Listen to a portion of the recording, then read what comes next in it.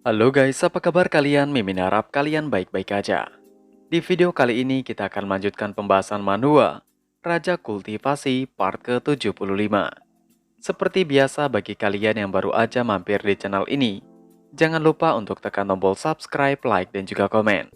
Dan bagi kalian yang baru aja nonton video ini, ada baiknya kalian tonton dulu video part sebelumnya agar ceritanya nyambung.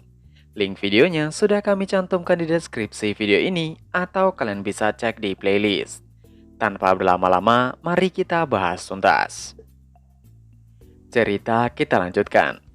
Di pembahasan terakhir, Master Changqing, Master Lin, dan juga Raja Luo tengah menghadapi dua wanita dari pavilion Yun Luo. Serangan kompas Master Changqing menghujam awan yang merupakan kendaraan kedua wanita pavilion Yun Luo hingga hancur berkeping-keping di udara. Di dalam kediaman Nivan, pintu kamar kecil terbuka dan Nivan baru saja muncul.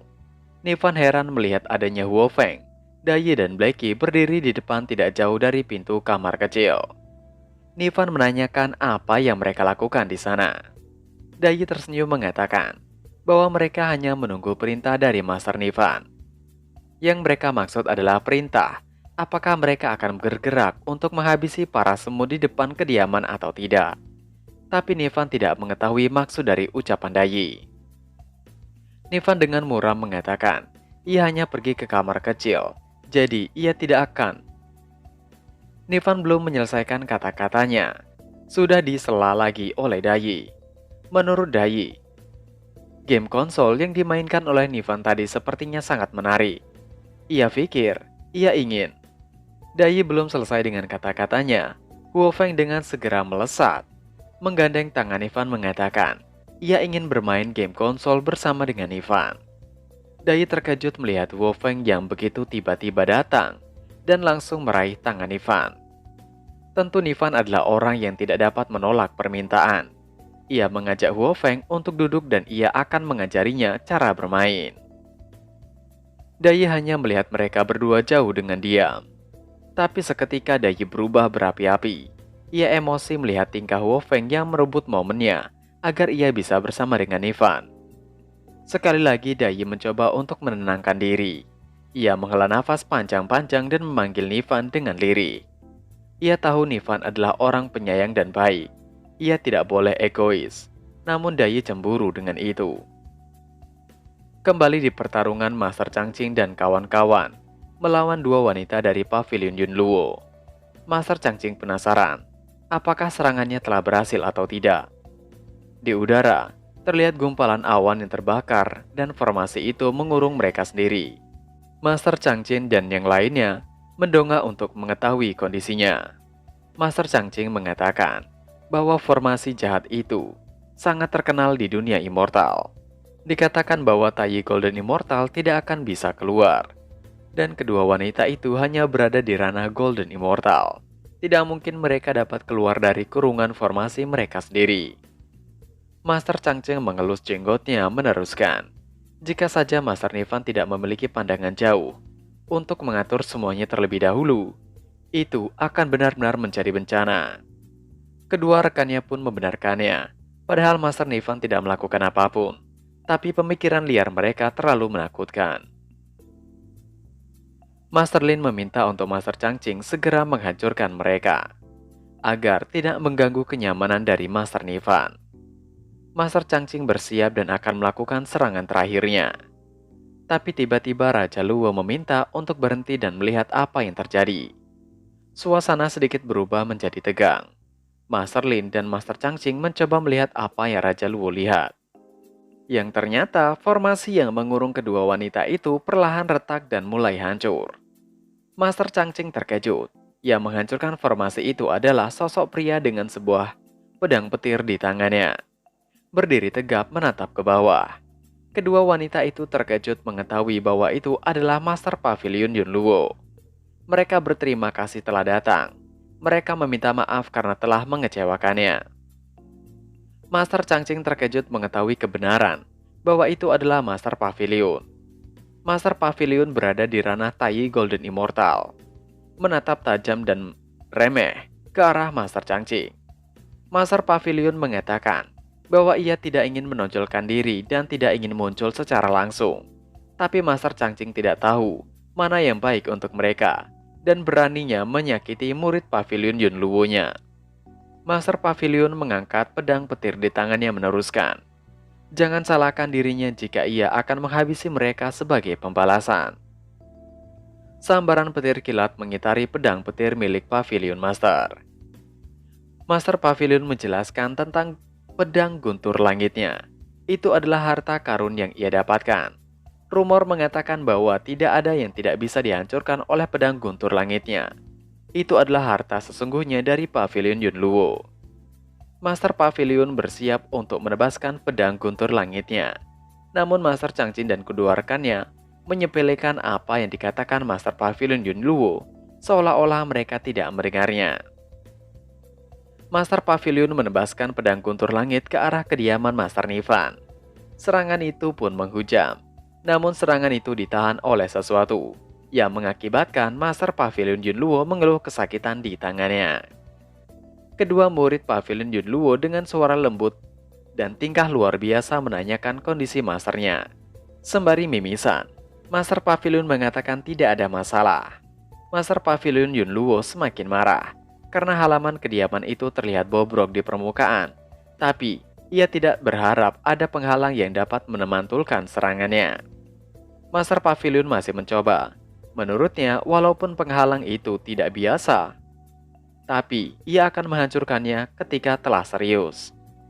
Karena pedang guntur langitnya dapat menghancurkan semua jenis formasi dan penghalang. Dengan pedangnya, penghalang itu pasti akan hancur. Bahkan gunung akan rata jika terkena serangan pedangnya. Ia menebaskan pedangnya sekali lagi ke arah kediaman Nifan. Master Changqing dan kedua rekannya terlihat panik dan juga waspada di saat yang bersamaan. Melihat kemarahan dari Master Pavilion, membuat kedua wanita itu takjub, karena belum pernah melihat Master Pavilion meledak dengan kekuatan seperti itu. Sepertinya tingkat kultivasinya telah meningkat lagi. Mereka berdua benar-benar terharu. Kekuatannya begitu besar ketika Master serius. Mereka tidak akan melupakan Master Pavilion dan akan menemaninya sepanjang malam. Bahkan jika mereka harus berteriak sampai menjerit. Pedang guntur langit mulai membesar di atas kepala Master Pavilion dan kemudian melemparnya ke arah kediaman. Bukannya panik, ketiga orang ini malah sangat santai mencibir bahwa Master Pavilion Yunluo begitu bersemangat. Serangan itu terus melesat mengarah kediaman dengan begitu cepat. Dan ketika meledak begitu menyentuh penghalang. Dan ternyata, serangan tadi ditangkal oleh menara penangkal petir milik Master Nifan. Di pangkal atas menara itu, terdapat gambar Nifan yang mengacungkan jari dan tulisan "Kemarilah". Kedua wanita Pavilion Yunluo bengong penuh tanya. Dan di detik berikutnya, mereka berteriak bagaimana mungkin itu masih baik-baik saja. Mereka benar-benar kena mental. Dan bahkan mereka tidak menemukan Master Pavilion mereka sama sekali. Master Pavilion menghilang tiba-tiba dari sana. Kedua wanita itu menjauh dan mencari keberadaan Master Pavilion mereka. Tapi jika demikian, berarti Master Pavilion Yunluo telah binasa diakibatkan serangan balik dari serangannya sendiri. Gambar Nifan yang tertempel berubah menyeramkan dengan tulisan, "Menjadi binasalah." Di dalam kediaman, Nifan yang tengah mengajari Huo Feng cara bermain game konsol dikejutkan dengan suara petir yang menyambar. Namun Huo Feng tidak membiarkan perhatian Nifan teralihkan darinya. Ia terus meminta Nifan untuk memandunya. Dayi yang melihat kemesraan Huo Feng dan Nifan membuatnya terdiam iri. Ia diam tidak mengatakan apapun. Setelah mengumpulkan keberanian, Dayi mendekati Nifan yang tengah mengajarkan Huo Feng bermain game konsol dan memintanya untuk mengajarinya cara bermain catur. Huo Feng terkejut mendengar suara Dayi yang mengganggu kebahagiaannya. Dayi dengan lembut sekali lagi menanyakan, apakah Master Nifan mau mengajarinya cara bermain? Dengan senyuman luar biasa, Nifan menanggapinya. Nifan meminta untuk Huo Feng bermain sendiri dulu dan menunggunya. Sekarang giliran Dayi yang bermain dengannya. Awalnya Huo Feng menjawabnya dengan senyuman bahagia. Tapi ketika Nifan telah pergi, wajahnya bengong ketika melihat kemesraan antara Nifan dan Dayi. Keduanya benar-benar luar biasa bahagia berdua. Itu membuat Huo Feng semakin terkejut dan mengira mereka berdua telah menjalin hubungan. Tapi Huo Feng kemudian membiarkannya dan melanjutkan bermain game konsolnya yang menyerukan. Kembali pada Nivan dan Dayi. Nivan menanyakan apakah Dayi mengerti cara bermainnya. Namun Dayi mengeluh itu sangat sulit untuk dimengerti. Namun Dayi mengatakannya dengan wajah tepat di depan wajah Nivan. Seketika Nivan seolah meledak. Ia berteriak segera menanyakan di mana yang tidak mengerti. Ia akan menjelaskannya secara detail padanya. Tapi Nivan mengurungkan niatnya. Ia menoleh membuang wajahnya yang terlihat merona. Ia mengatakan tidak peduli seberapa banyak ia menjelaskannya pada Dayi. Jika sulit bagi Dayi, maka tetap akan sulit. Mendengar itu membuat Dayi menunduk malu dan sedih. Ia kemudian membicarakan beberapa hal tentang meminta izin untuk pergi sebentar. Nivan tentu terkejut dengan permintaan Dayi yang ingin pergi mendadak. Dayi tidak akan menyiapkan kejutan seperti terakhir kali dengan membawa sapi, bukan? Menurut Nivan, Dayi tidak membutuhkan apapun lagi. Mereka saat ini memiliki rumah dan memiliki semuanya. Nivan telah panik akan ditinggal Dayi. Nivan seketika murung karena takut ditinggal oleh Dayi. Dayi mencoba meyakinkan Nivan. Dayi menceritakan bahwa sebenarnya ia dapat berkultivasi menjadi immortal. Ia tidak ingin menjadi beban lagi bagi Master Nivan dan ingin berguna bagi Nivan. Ia tidak ingin Nivan terus mengandalkan Huo Feng, juga mengandalkan orang lain di luar. Dan ia tidak ingin selalu bersembunyi di belakang Nivan. Dayi bergumam dalam hatinya. Ia hanya ingin menjadi berguna bagi Master Nivan itu sendiri. Ketika Master Nivan membutuhkan bantuannya, dan dalam kesulitan ia akan menjadi yang pertama untuk membantunya. Tapi ia khawatir apakah Nivan memberinya izin untuk itu.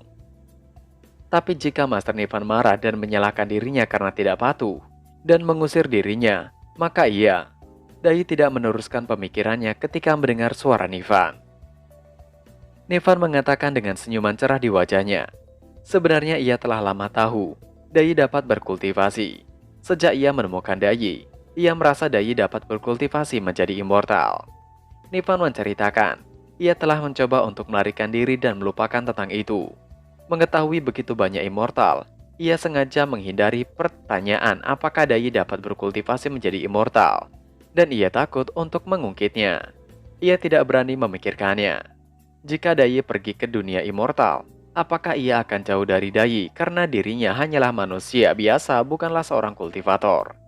Namun fakta bahwa Dayi mampu berkultivasi telah ia tebak sedari dulu. Lagi pula, gadis cantik seperti Dayi pasti mampu berkultivasi. Mendengar kesedihan Nivan, Dayi segera membatalkan niatnya. Jika Nivan ingin dirinya menjadi manusia, ia tidak akan menjadi immortal. Namun Nivan menolak, karena Dayi dapat berkultivasi menjadi immortal. Mengapa harus menjadi manusia biasa? Ketika Dayi berhasil menjadi immortal, ia akan mengandalkan Dayi untuk melindunginya.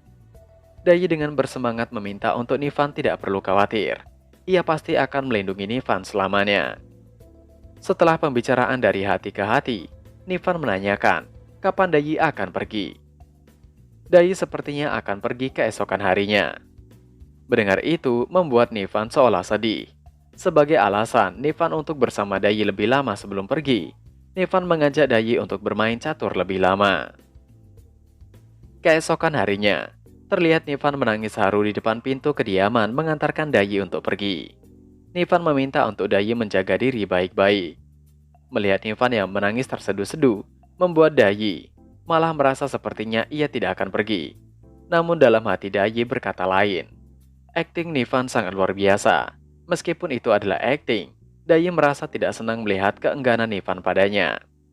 Huo Feng malah merasa bahagia. Selama Dayi pergi, ia yang akan menjadi nyonya rumah.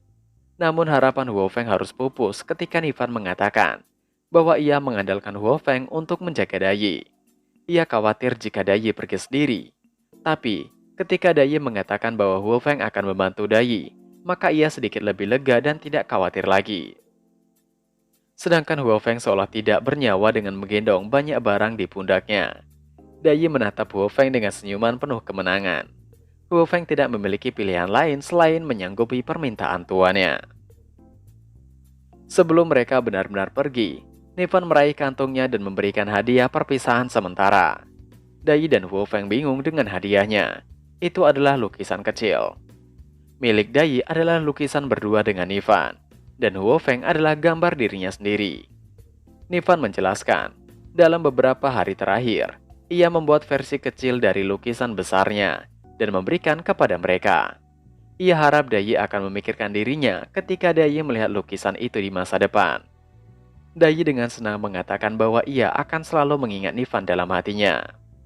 Melihat keduanya begitu mesra, membuat Huo Feng semakin patah semangat, ditambah lagi barang bawaannya yang segunung. Dengan begitu akhirnya mereka berdua pergi berpisah dengan sang ahli, sampai waktu yang belum ditentukan. Ketika Dai dan Huo Feng telah pergi, Nivan segera menutup pintu dan merubah wajahnya dengan serius. Ia mengatakan, jika saatnya untuk beraksi. Nivan menuju halaman dan dia dihentikan oleh Blackie yang menggosokkan tubuh di kaki Nivan dengan senyuman riang gembira. Bagaimana tidak? Dulu sebelum ada Dai dan Huo Feng, ia adalah satu-satunya yang disayang Nivan dan selalu diajak pergi oleh Nivan. Tapi semenjak ada Dai dan Huo Feng, ia tidak pernah mendapatkan kesempatan untuk pergi bersama Nivan. Dan kali ini adalah kesempatannya untuk membuat masternya mengandalkan dirinya dalam hal apapun. Nivan mencibir, apakah Blackie mengatakan untuk mengandalkan dirinya? Tapi Blackie bukanlah kultivator immortal. Blackie hanyalah dogi biasa. Master Nivan gak tahu aja, Blackie lebih kuat daripada Dai. Nivan pergi meninggalkan Blackie dan mengatakan hal sedikit jahat, bahwa Blackie adalah dogi jomblo yang tidak mengerti perasaan hatinya. Blackie langsung menangis. Kata-kata Nivan langsung menusuk jantung Blackie yang membuat Blackie menangis terseduh-seduh. Nivan terus melangkah dan meyakinkan diri bahwa ia harus menjadi kultivator immortal juga. Ia menemui Long Er dan menanyakan tentang bagaimana cara manusia berkultivasi menjadi immortal.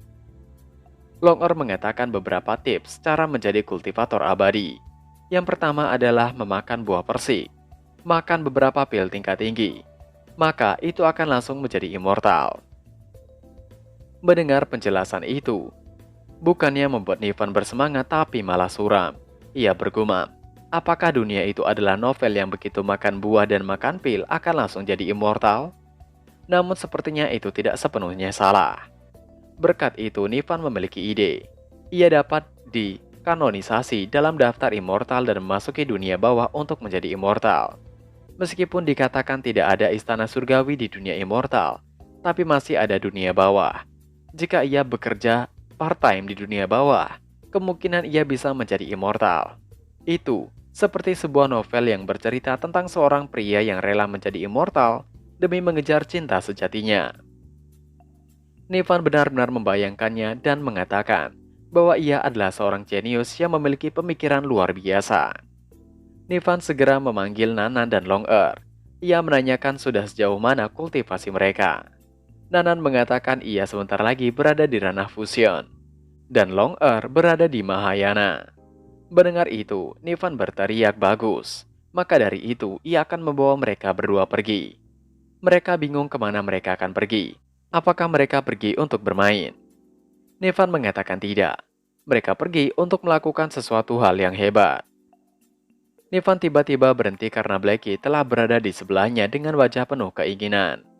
Melihat Blackie yang seperti itu membuat Nivan tidak memiliki pilihan lain. Ia akan membawa Blackie pergi juga. Blackie segera memeluk Nivan karena bahagia. Tapi tiba-tiba tatapan Nivan berubah mengerikan dan bergumam. Lagian, Blackie juga kuat. Jika bertemu musuh yang kuat, maka Blackie bisa menjadi tameng dagingnya. Dan, chapter pun berakhir. Nah, itu tadi adalah pembahasan manhwa Raja Kultivasi part ke-75. Seperti biasa, sebelum mengakhiri video ini, Mimin ingatkan untuk kalian bahagia dan sehat selalu. Terima kasih sudah menonton video ini, dan sampai jumpa lagi di video selanjutnya. Jana!